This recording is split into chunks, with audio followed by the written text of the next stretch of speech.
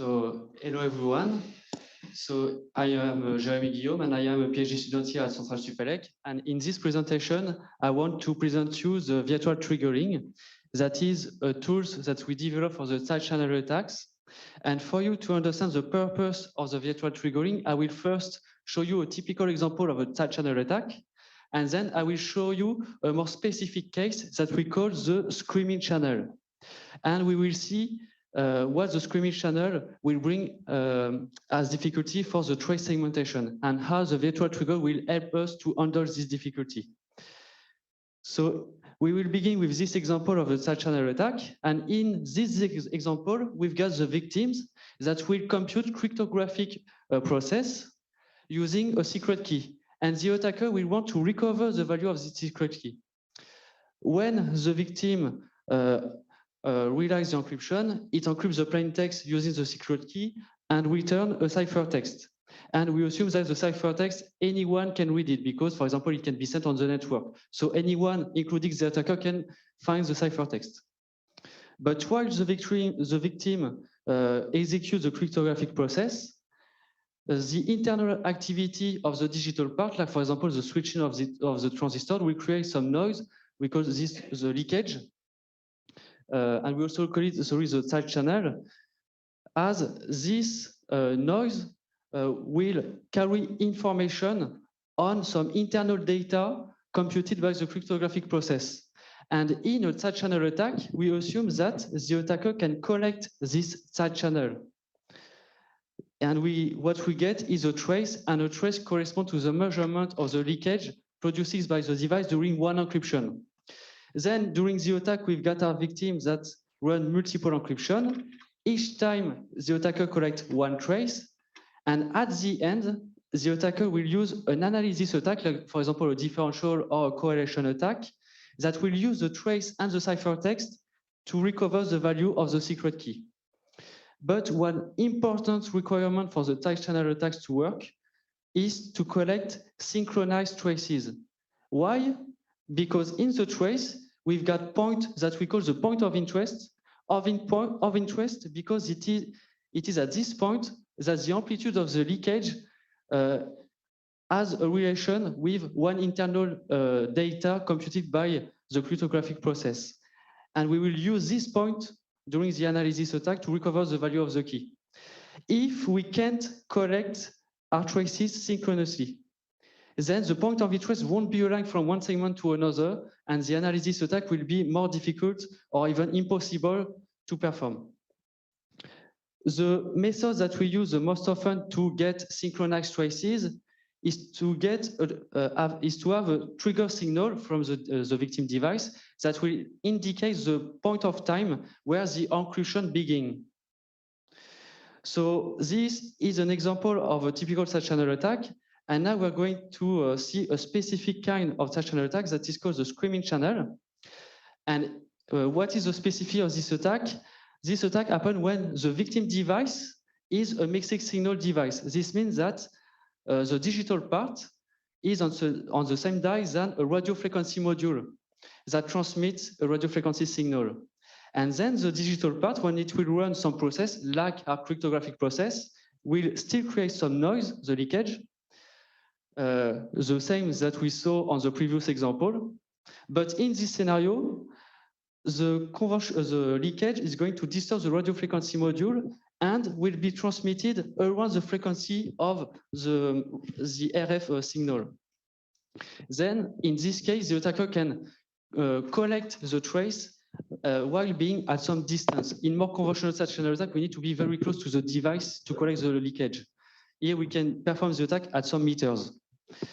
The problem in our scenario is that the trigger signal that we use to synchronize our traces, in this scenario, we don't want it. Why? Because we don't want to put any wire between the victim and the attacker. We don't want to connect the victim and the attacker. Then, from now on, what the attacker will collect is one traces that correspond to the measurement of the leakage produced by the victim while it encrypts the whole series of encryption.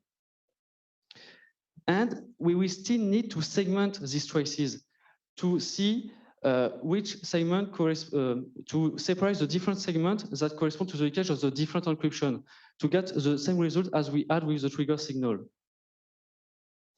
So here I will present the threat models of our work. In our work, we wanted to attack a mixed signal device that transmitted a radio frequency module as the frequency of the Bluetooth at 2.4 GHz, while the victims realized a cryptographic operation, and in our case, the cryptographic was the AES encryption. Then, as the attacker, we collect one trace, and we need to segment this trace. But we have three information about our capabilities. First, we can't use a trigger signal to segment our traces for any reason. We can't use it. Second, we are going to perform a profile attack. This means that we have a similar device than the one that is going to be used by the victim. And this device, we fully handle it. Then we can do any experiment we want on it before to perform the attack. And three, we don't have any information on the leakage that is produced by the cryptographic process. So the question is, how can we do to segment our trace without having any trigger signal that indicates the moment where the encryption begins? For this, we first try to find solution in previous work. And there is here, for example, an example of a method that is a semi-automatic method that allows to locate some point in the segment that could correspond to the leakage of the AES. How did they do that? We know that the AES encryption is a succession of 10 rounds. This means that the algorithm computes 10 times the same operation. Then, if in the whole trace we can find some segment where the shape of the leakage is 10 times the same, as 10 times the same shape, we could highly assume that this segment corresponds to the leakage of one AES encryption. The problem with this method is first, this means that we have an information on the shape of the leakage, and we said that we don't want this because we want a generic method that allows us to recover any kind of cryptographic process. And second, it needs also a powerful GPU, and my computer did not have this kind of GPU. So the next method was the method used in a screaming channel scenario where we attack a mixed signal device. And what we can see here is the frequency spectrum at the output of the device that we attack. And each row corresponds to the point of time where we start one encryption. And what we can see in this frequency spectrum is that there is one frequency component that will act as a trigger signal. Why? Because the value of its signal will change once per encryption. Then, when we collect the trace, if we filter this frequency component and we put a threshold to detect each point of time where the value change, we can recover one signal that we are going to use as a trigger signal to segment the trace. This method then allows us to remove the need of a physical trigger signal. The problem is that, first of all, we need to make sure that we have such a frequency component in the frequency spectrum of the device we want to attack. Maybe we will attack a device that don't have such a frequency component. Also, this means that we need to have a frequency spectrum analyzer to perform the attack. This means one additional tools. And also, this method is difficult to put in practice because there is some parameters like the thresholds that can be very sensitive and make the attack unstable. But we had an idea on another way to segment the traces. And here we come to the virtual trigger. To show you how it works, imagine that this line represents our trace with the different segments. One segment corresponds to the leakage of one encryption. Suppose that we know the time duration of one encryption. Then we can deduce the length of one segment, and we can segment the trace using this length. Like this, we will collect a line segment that we can use to perform the attack. The difficulty with this method is that if we don't have a length precise enough, then when we will segment the trace, each time we will cut one segment, we will add a shift. And at the end, all the segments that we will get will be misaligned, and we will destroy the information. Then, for the virtual trigger to work, we have to answer two questions. First, how can we do to get the precise length of one segment? Second, how precise do we need to be on this length? So to find the length of one segment, what we did, we evaluated a range of possible value on this length.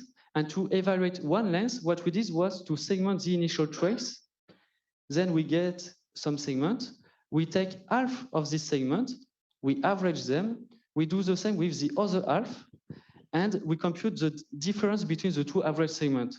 If we choose the correct length of one segment to segment the trace, then we should have segmented the trace correctly, and all the segments should be very similar. And when we compute the difference between the two average segments should be very low. On the contrary, if we segment the trace using a wrong length value, we won't segment the trace correctly, all the segments should be different, and we'll see a high difference between the two average segments. So what we can see here is, according to the candidate on the length value we evaluated, we can see the difference between the two average segments will be at its lowest point when we will choose the precise length of one segment.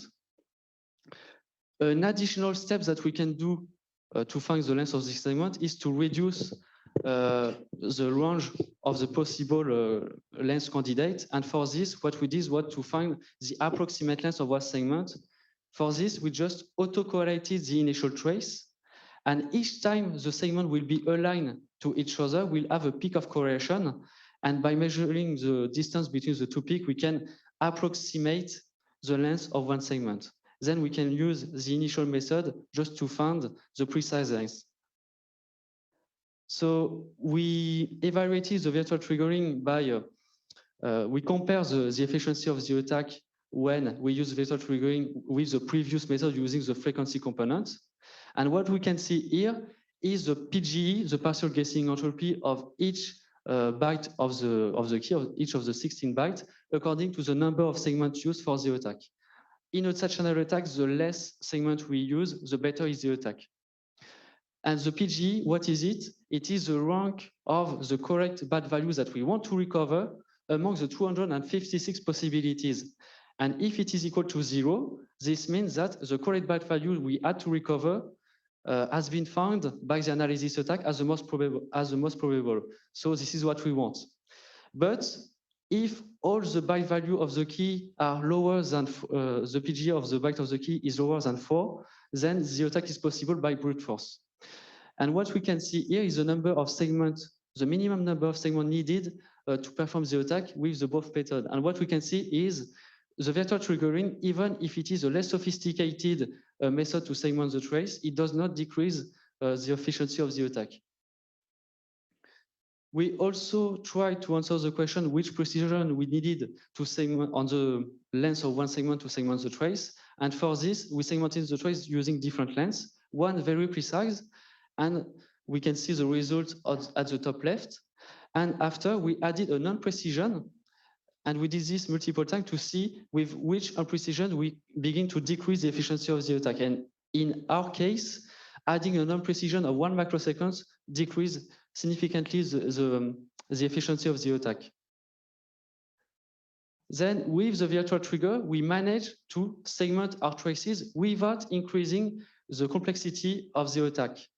But the limitation is that the virtual trigger won't work if the victims doesn't realize the encryption with the same time between multiple encryption. Also, if the initial trace that we use contain leakage from other process than the cryptographic process, it won't work because we can't make the difference between the leakage that is from the cryptographic process and the leakage from other process.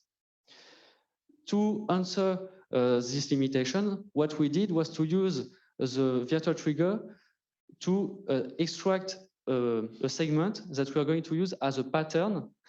And from now on, when we will want to segment a trace, what we're going to use is to use this pattern and search in the trace the locations that match the pattern.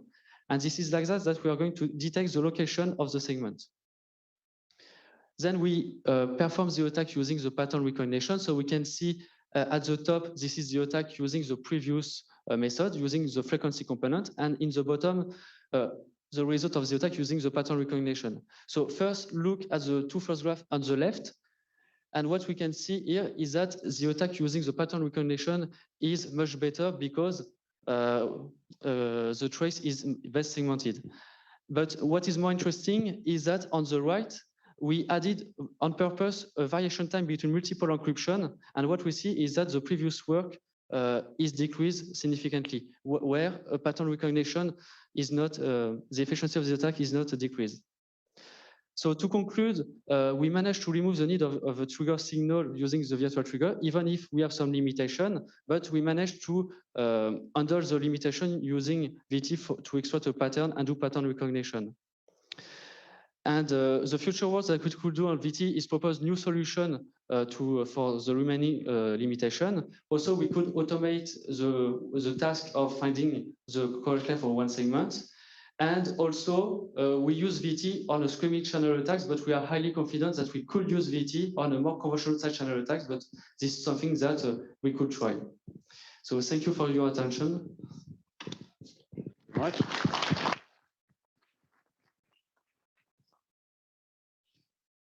Yeah, this looks scary.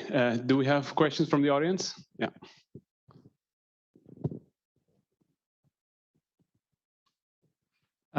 You suppose that the length of your sequence is constant? Is that assumption reasonable? Yes, in our case it was the case, and because the encryption is always the same operation, we can highly suppose that yes, it will have the same duration. Okay. Thank you. Any other questions? Okay, maybe I can ask one. How can the victim protect itself from this kind of attack? That's maybe a bit more general question. Yes, as there is a countermeasure. So you mean protect itself against this or side channel attack in general? In general, but also yours specifically. Okay. For example, one way would be, because I said the leakage is correlated with some internal data. There is some method, some countermeasure to mask some internal data. So even if the attacker managed to retrieve this internal data, it can't use it during the analysis attack. And there is also other countermeasures that will randomize, and this could be linked to your question. It will randomize the operation of the cryptographic process to make this attack more difficult. Okay, thank you.